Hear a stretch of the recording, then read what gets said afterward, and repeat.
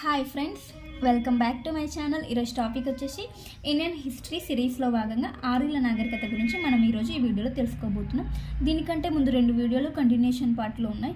ఏంటంటే Indian history syllabus and next Sindhu నాగరికత గురించి ఆ వీడియోలో నేను చెప్పడం జరిగింది. సో ఇన్ కేస్ మీరు ఆ వీడియోస్ చూడకపోయి ఉంటే ఆ వీడియోస్ చూసిన తర్వాత ఈ వీడియోని చూడండి. సో ఆర్యుల నాగరికత గురించి మనం ఇప్పుడు తెలుసుకుందాం. ఆర్యుల కాలం, వీరి కాలం ఎప్పుడంటే ఎప్పటి నుంచి స్టార్ట్ అయిందంటే 1500 BC నుంచి. ఎవరి కాలం అంటారంటే ఆర్యుల కాలం అని అంటారు. సో ఆర్యులు ఇనుమును ఎక్కువగా వాడడం జరిగింది. ఇనుమును వీరు బాగా వాడుకున్నారు. నెక్స్ట్ వీరు గుర్రంలను ఆవులను పెంచుకోవడం జరిగింది. ఎవరు? గుర్రములను ఆవులను ఆర్యులు పెంచుకున్నారు. ఆర్యులు భారతదేశానికి సంస్కృతిని పరిచయం చేశారు. భారతదేశానికి సంస్కృతిని పరిచయం చేసింది ఆర్యులు అన్నమాట. నెక్స్ట్ ఆర్యుల ద్వారా భారతదేశ నాగరికత అనేది అభివృద్ధి చెందడం జరిగింది. ఎందుకంటే వీళ్ళు ఇనుమును బాగా వాడిండ్రు. సో ఇనుముతోని చాలా డెవలప్మెంట్స్, అంటే వ్యవసాయం చేయడానికి నాగళ్ళు కొన్ని సంథింగ్ అట్లాంటి యూజ్ చేసుకోవడం ద్వారా నాగరికత అనేది చాలా అభివృద్ధి చెందింది ఆర్యుల ద్వారా. వీరు నాడిక్లు, అంటే వీరు పొడవుగా ఉంటారు మరియు తెల్లని రంగులో ఉండడం జరుగుతుంది. వీరు నాడిక్లు ఎలా ఉంటారంటే పొడవైన దేహము, తెల్లని రంగును కలిగి ఉంటారన్నమాట. సో ఆర్యులు ఎవరంటే నార్డిక్లని గుర్తుంచుకోండి. వీరు ఎక్కడి నుంచి వచ్చారంటే మధ్య ఆసియా నుండి సింధు ప్రాంతానికి వచ్చారు. ఆర్యులు ఏ ప్రాంతం నుండి వచ్చారు సింధు ప్రాంతానికి వలస అంటే మధ్య ఆసియా నుండి వచ్చారని గుర్తుంచుకోండి. నెక్స్ట్ వీరు సంచార జీవనం గడిపేవారు. అంటే ఒక ప్లేస్లోనే ఉండకుండా కొన్ని రోజులు ఒక ప్లేస్లో ఉండి తర్వాత అక్కడ నుంచి ఇంకో ప్లేస్కి అనేది మారడాన్ని సంచార జీవనం అని అంటారు. సో వీరు సంచార జీవనాన్ని గడిపేవారు. వీరి ప్రధాన వృత్తి పశుపోషణ అండ్ వ్యవసాయం. వీరు ఆవుల్ని బాగా పెంచుకునేవారు. సో పశుపోషణ వీరి యొక్క ప్రధాన వృత్తి, తర్వాత వ్యవసాయం కూడా వీరి యొక్క ప్రధాన వృత్తిగా మారిందన్నమాట.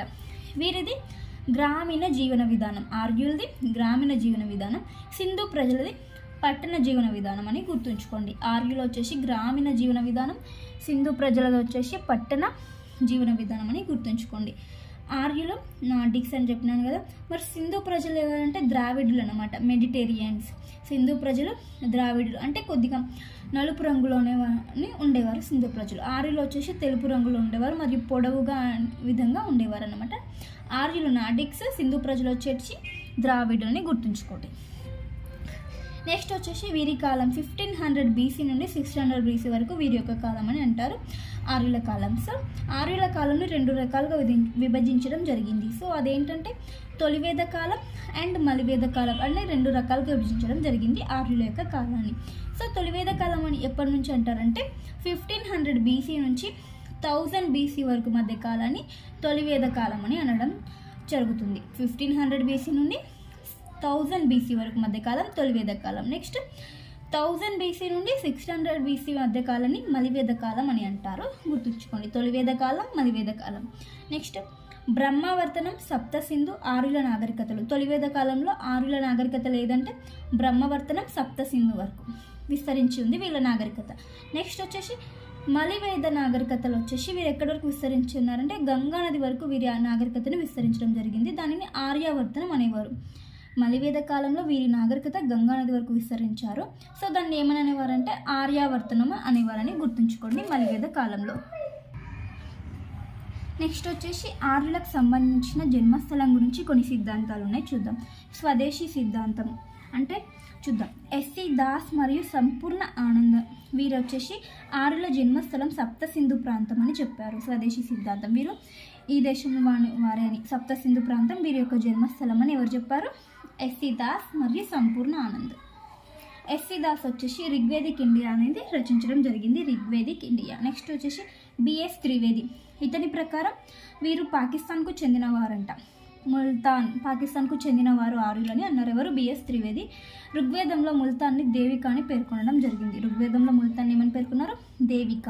నెక్స్ట్ వచ్చేసి ఎల్డి కళ ప్రకారం వీరి జన్మస్థలం కాశ్మీరీ హిమాలయాలు. ఎల్డి కళ ప్రకారం ఆర్యుల జన్మస్థలం ఏంటి? కాశ్మీరీ హిమాలయాలు. నెక్స్ట్ రంగనాథ్ జా ప్రకారం సరస్వతి మరియు ద్రషద్వతి నదుల మధ్య ప్రాంతం. ఈ ఋగ్వేదంలో ఈ 2 నదుల మధ్య ప్రాంతాన్ని బ్రహ్మర్షి దేశ అని పేర్కొన్నారు. అంటే రంగనాథ్ జా ప్రకారం వచ్చేసి ఆర్యుల జన్మస్థలం ఈ 2 నదుల మధ్య ప్రాంతం అన్నమాట. సరస్వతి మరియు ద్రషద్వతి నదుల ప్రాంతమే ఆర్యుల యొక్క జన్మస్థలం అని ఎవరన్నారు? రంగనాథ్ జా. ఋగ్వేదంలో ఈ రెండు నదుల మధ్య ప్రాంతాన్ని ఏమన్నారంటే బ్రహ్మర్షి దేశ అని పేర్కొనడం జరిగింది. ఋగ్వేదంలో రెండు నదుల మధ్య ప్రాంతాన్ని బ్రహ్మర్షి దేశ అని అన్నారు. ఏ నదుల మధ్య? సరస్వతి మరియు ద్రశద్వతి నదుల మధ్య ప్రాంతాన్ని బ్రహ్మర్షి దేశ అని అనడం జరిగింది. ఎక్కడ? ఋగ్వేదంలో అన్నారని గుర్తుంచుకోండి. నెక్స్ట్ వచ్చేసి విదేశీ సిద్ధాంతం గురించి ఎవరేమన్నారో చూద్దాం. దయానంద సరస్వతి ప్రకారం ఆర్యులు టిబెట్ నుండి వచ్చారు అని అన్నారు. దయానంద సరస్వతి ఏమన్నారు? ఆర్యులు టిబెట్ నుండి రావడం జరిగిందని దయానంద సరస్వతి అన్నారు. నెక్స్ట్ బాలగంగాధర్ తిలక్ ఏమన్నాడంటే ఆర్యులు ఆర్కిటిక్ ప్రాంతం నుండి వచ్చారు. ఆర్యులు ఆర్కిటిక్ ప్రాంతం నుండి వచ్చారు అని బాలగంగాధర్ తిలక్ చెప్పడం జరిగింది. ఇతను రాసిన పుస్తకం వచ్చేసి the Arctic home in Vedas. ఎవరు రాశారు? బాలగంగాధర్ తిలక్. గుర్తుంచుకుని. నెక్స్ట్ పెంక అభిప్రాయం ప్రకారం ఆర్యులు జర్మనీ నుండి వచ్చారు అని చెప్పడం జరిగింది. పెంక ఆర్యులు జర్మనీ నుండి వచ్చారు అన్నది ఎవరు? పెంక. గైల్ మరియు మెక్డొనాల్డ్ అభిప్రాయం ప్రకారం ఆర్యులు ఆస్ట్రో హంగరీ నుండి రావడం జరిగింది. ఆస్ట్రో హంగరీ అని ఎవరన్నారు? గైల్ మరియు మెక్డొనాల్డ్. నెక్స్ట్ మ్యాక్స్ ముల్లర్ వచ్చేసి ఆర్యులు మధ్యాసియా ప్రాంతం నుండి వచ్చారని అన్నది ఎవరు? Max Muller. మధ్యాసియా నుండి వచ్చారని అన్నది మ్యాక్స్ ముల్లర్. నెక్స్ట్ రోడ్స్ అభిప్రాయం ప్రకారం ఆర్యుల నివాసం పర్షియా. పర్షియా అన్నది ఎవరు? రోడ్స్. నెక్స్ట్ లాసెన్ అభిప్రాయం ప్రకారం ఆర్యుల నివాసం పామీర్. గుర్తుంచుకోండి ఎవరు యొక్క అభిప్రాయాలు ఏంటనేది. నెక్స్ట్ ఋగ్వేద కాలంలో రాజకీయ వ్యవస్థ ఏ విధంగా ఉందో చూద్దాం. ఈ కాలంలో ఆర్యులు వివిధ తెగలుగా జీవించేవారు. ఋగ్వేద కాలంలో ఆర్యులు వివిధ తెగలుగా జీవించేవారు అన్నమాట. ఋగ్వేద కాలం నాటి రాజకీయ వ్యవస్థకు ప్రాతిపదిక కుటుంబం లేదా కుల. పితృస్వామ్య వ్యవస్థ వీరిది. ఆర్యుల దేవ వ్యవస్థ పితృస్వామ్య వ్యవస్థ. సింధు ప్రజలది వచ్చేసి మాతృస్వామ్య వ్యవస్థ. నెక్స్ట్ వీరి రాజ్య వ్యవస్థ వచ్చేసి వారసత్వ రాజరికం. రాజ్య వ్యవస్థ ఏ విధంగా ఉంది? వారసత్వ రాజరికం. నెక్స్ట్ వారసత్వ రాచరికం లేని ఋగ్వేద రాజ్యాలు అంటే గణతంత్ర రాజ్యాలు. వారసత్వ రాచరికం లేని ఋగ్వేద రాజ్యాలు గణతంత్ర రాజ్యాలు. మలివేద కాలంలో ఈ వారసత్వ రాజరికం అనేది పోయి గణతంత్ర రాజ్యాలు అనేవి ఏర్పడటం జరిగింది మలివేద కాలంలో. నెక్స్ట్ రాజకీయ వ్యవస్థ వచ్చేసి ఒక క్రమానుగత శ్రేణిలో ఉందన్నమాట. ఏ విధంగా ఉందంటే కుటుంబం. కుటుంబంకి పెద్ద ఎవరు? కులాప. కుటుంబంకి పెద్ద కులాప. కుటుంబం తర్వాత గ్రామం. గ్రామం అంటే అనేక కుటుంబాలు కలిసి ఒక గ్రామంగా ఏర్పడేది. సో గ్రామంకి పెద్ద అంటే అధికారి అన్నమాట. గ్రామణి అనే అతను ఉండేవాడు. గ్రామంకి గ్రామణి అనే అధికారి ఉండేవాడు. నెక్స్ట్ వచ్చేసి అనేక గ్రామాలు కలిసి విష్ అనేది ఏర్పడడం జరిగింది. అనేక గ్రామాలు కలిసి విష్గా ఏర్పడడం జరిగింది. విష్కి అధికారి ఎవరు? విషపతి. విష్కి అధికారి విషపతి అన్నమాట. నెక్స్ట్ అనేక విష్లు కలిసి ఒక జన అనేది ఏర్పడటం జరుగుతుంది. అనేక విష్లు కలిసి ఒక జన అనేది ఏర్పడడం జరుగుతుంది. జనకి అధిపతి ఎవరు? రాజన్. అంటే రాజు అన్నమాట. జనకి అధిపతి రాజన్. కుటుంబం, గ్రామం, విష్, జన. కుటుంబంకి కులాప, గ్రామంకి గ్రామణి, విష్కి విష్పతి, జనకి రాజన్ అనే వాళ్ళు అధికారులుగా ఉండేవారు. సో ఋగ్వేదంలో కొన్ని పదాల యొక్క ప్రస్తావన ఎన్నిసార్లు ఉందో చూద్దాం. ఋగ్వేదంలో కులాప యొక్క పదం అనేది కేవలం ఒకేసారి మాత్రమే ప్రస్తావించబడింది అన్నమాట. ఒకేసారి. సో గ్రామాన్ని ఎన్నిసార్లు అంటే 13 సార్లు ప్రస్తావించడం జరిగింది ఋగ్వేదంలో. ఇది ఇంపార్టెంటే చూడండి. నెక్స్ట్ విష్ అనేది 171 సార్లు ప్రస్తావించడం జరిగింది ఎందులో? ఋగ్వేదంలో. నెక్స్ట్ జన ఎన్నిసార్లు అంటే 275 సార్లు ఋగ్వేదంలో ప్రస్తావించడం జరిగిందని గుర్తుంచుకోండి. నెక్స్ట్ వచ్చేసి పనులు చేయడంలో రాజన్కు సహాయపడేవారిని ఏమనేవారు? పురోహితుడు వచ్చేసి దేవుడి ప్రార్థన కొరకు సహాయపడేవాడు రాజన్కు, అంటే రాజుకు అన్నమాట. సేనాపతి వచ్చేసి యుద్ధాలలోకి సహాయపడేవాడు. ప్రజాపతి వచ్చేసి పచ్చిక బయళ్ళకి సంరక్షుడు. పచ్చిక బయళ్ళకి సంరక్షుడు ఏంటి అనుకోవచ్చు. కానీ తొలివేద కాలంలో ఆర్యులు కేవలం ఆవుల కోసం మాత్రమే యుద్ధాలు జరిగినాయని చెప్పాను కదా. ఆవులకు పచ్చిక బయళ్ళు కావాలి. సో అందుకోసమే పచ్చిక బయళ్ళకి సంరక్షుడు ఎవరు? ప్రజాపతి. నెక్స్ట్ గ్రామణి వచ్చేసి గ్రామానికి పెద్ద. శ్వాస అంటే గూఢచారి. జీవగృహ అంటే పోలీస్ ఆఫీసర్. ఎవరు? జీవగృహ అంటే పోలీస్ ఆఫీసర్. గుర్తుంచుకోండి. దూత అంటే వార్తలు మోసేవాడు అన్నమాట. అక్కడ నుంచి ఇక్కడ వార్తలు మోసేవారిని ఏమంటారు? దూత. పురపతి వచ్చేసి కోట యొక్క ఇన్ఛార్జ్ అన్నమాట. కోటకి ఇన్ఛార్జ్ పురపతి అంటారు. నెక్స్ట్ తగాదాలకు మధ్యవర్తిని ఏమంటారంటే మధ్యమాసి. మధ్యమాసి అంటే ఎవరు? మధ్యవర్తి అన్నమాట. తగాదాలకి మధ్యవర్తిగా ఉండేవాడు, అంటే పరిష్కరించేందుకు. నెక్స్ట్ సంగ్రహితి అంటే కోశాధికారిని సంగ్రహితి అనేవారు. అక్షవాప అంటే గణకుడు. ఎవరు? అక్షవాప అంటే గణకుడు. భాగదూష అంటే పన్నులు వసూలు చే అధికారిని భాగదూష అని అంటారు. గుర్తుంచుకోండి, ఇంపార్టెంట్. భాగదూష. ఆర్యుల కాలంలో భాగదూష అని ఎవరిని అంటారు అని అంటే పన్నులు వసూలు చేయ అధికారి బాగాదూషి అనేవారని గుర్తుంచుకోండి. నెక్స్ట్ వీరి కాలంలో బాగా, బలి అనే పన్నులు ఉండేవి. బాగా అంటే భూమి శిస్తుకు సంబంధించినది. వీళ్ళు పంటలో 1/1 భూమి శిస్తుని ఆర్యులు వసూలు చేసేవారు అన్నమాట. నెక్స్ట్ బలి అంటే యజ్ఞయాగాల కోసం ప్రజలు స్వచ్ఛందంగా చెల్లించే పన్ను. ఇది యజ్ఞయాగాల కోసం ప్రజలు స్వచ్ఛందంగా చెల్లించే పన్నుని ఏమంటారు? బలి అని అంటారని గుర్తుంచుకోండి. బాగా, బలి. బాగా వచ్చేసి భూమి శిస్తుకు సంబంధించింది. బలి వచ్చేసి యజ్ఞయాగాల కోసం ప్రజలు స్వచ్ఛందంగా చెల్లించే పన్నును బలి అని అంటారని గుర్తుంచుకోండి. నెక్స్ట్ దశరథ యుద్ధం వీరి కాలంలో జరిగింది. దశరాజ యుద్ధం ఆర్యుల కాలంలో జరిగింది. ఏంటి యుద్ధం అంటే తొలివేద కాలంలో ఆర్య తెగలకు మధ్యలో జరిగిన యుద్ధం. అప్పుడు ఆర్యులు తెగలుగా జీవించారని చెప్పాను కదా, సో ఆ తెగలకు మధ్య జరిగిన యుద్ధమే తొలివేద కాలంలో జరిగిన యుద్ధమే ఈ దశరాజ యుద్ధం. ఏ తెగలకు మధ్య జరిగిందంటే భరత తెగకి మరియు కురు తెగకు మధ్య జరిగిన యుద్ధం ఇది దశరాజ యుద్ధం. భరత తెగకి మరియు కురు తెగకు మధ్య జరిగింది. సో ఈ భరత తెగను పరిపాలించిన రాజు ఎవరంటే సుదాశు అనే రాజు ఈ భరత తెగను పరిపాలించేవాడు. అతని దగ్గర విశ్వామిత్రుడు పురోహితుడుగా ఉండేవారు. ఎవరు? విశ్వామిత్రుడు. తర్వాత కొంతకాలానికి వశిష్ఠుడు అనే పురోహితుడు ఈ రాజ్యంలోనికి వచ్చాడు. సుదాశు రాజ్యంలోకి, అంటే ఆ రాజు యొక్క రాజ్యంలోకి వచ్చాడు. విశ్వామిత్రుడుకి సమానుడు ఈ వశిష్ఠుడు అన్నమాట. విశ్వామిత్ర మహర్షికి సమానుడు ఈ వశిష్ఠుడు. కానీ విశ్వామిత్రుడు కోపిష్ఠ అన్నమాట. సో ఇక భరతుడు అంటే భరత తెగ యొక్క రాజు ఎవరు? సుదాశు. ఏం చేశాడంటే ఈ వశిష్ఠుని తన రాజ్యంలోకి తీసుకున్నాడు పురోహితుడి ప్లేస్లో. సో అప్పుడు వశిష్ఠుడు రాజ్యంలోనికి వచ్చాడు. ఎవరి రాజ్యంలోకి వచ్చాడంటే సుదాశు రాజ్యంలోకి వశిష్ఠుడు వచ్చాడు. ఈ వశిష్ఠుడు మహర్షి కూడా చాలా మేధావి అన్నమాట. విశ్వామిత్రుడికి సమానుడు. కానీ విశ్వామిత్ర మహర్షికి కోపిష్టి, అంటే కోపం చాలా ఎక్కువ విశ్వామిత్ర మహర్షికి అనమాట. సో వశిష్ఠుడిని పురోహితుడిగా పెట్టుకోవాలని సుదాశు ఆలోచించాడు అనమాట. ఇతన్ని పురోహితుడిగా పెట్టుకోవాలని ఎవరు అనుకున్నారో? సుదాశు, భరత తెగ యొక్క రాజు అనుకున్నాడు. అప్పుడు ఏం చేశాడంటే విశ్వామిత్రుడికి కోపం వచ్చి విశ్వామిత్రుడు ఏం చేసిందంటే సుదాసు మీద కోపంతో 10 మంది రాజులను తయారు చేశాడు. ఎవరి కోసం? సుదాసు మీద యుద్ధం చేయడం కోసం ఈ 10 మంది రాజులను తయారు చేసి సుదాసు మీద యుద్ధానికి పంపిండు. సో ఆ యుద్ధంలో వచ్చేసి వీరందరూ ఘోరంగా ఓడిపోవడం జరిగింది. విశ్వామిత్ర మహర్షి పంపిన 10 మంది రాజులు ఘోరంగా ఓడిపోయారు. సో ఈ యుద్ధాన్ని దశరాజ యుద్ధం అని అంటారు అని గుర్తుంచుకోండి. దశరాజ యుద్ధం ఎవరికి మధ్యన? ఏ తెగలకు మధ్య జరిగిందంటే భరత తెగలకు కురు తెగలకు మధ్య జరిగిందని గుర్తుపెట్టుకోండి. భరత తెగ యొక్క రాజు ఎవరంటే సుదాశు అని గుర్తుంచుకోండి. నెక్స్ట్ వీరి కాలంలో 4 సభలు ఉండేవన్నమాట ఆర్యుల కాలంలో. ఆ సభలు ఏంటంటే తొలివేద కాలంలో సభలు ఇవి. సభ, ఇందులో భూస్వాములు మాత్రమే భాగస్వాములుగా ఉండేవారు. నెక్స్ట్ సమితి వచ్చేసి సాధారణ సభ, దీనిలో అందరూ భాగస్వాములుగా ఉండేవారు, సభ్యులుగా అన్నమాట. గణ వచ్చేసి యుద్ధ విద్యలో రాజుకి సలహాలు ఇచ్చేవారు అన్నమాట ఇందులోని సభ్యులు. విధాత వచ్చేసి మహిళల సభ అన్నమాట. విధాత మహిళల సభ.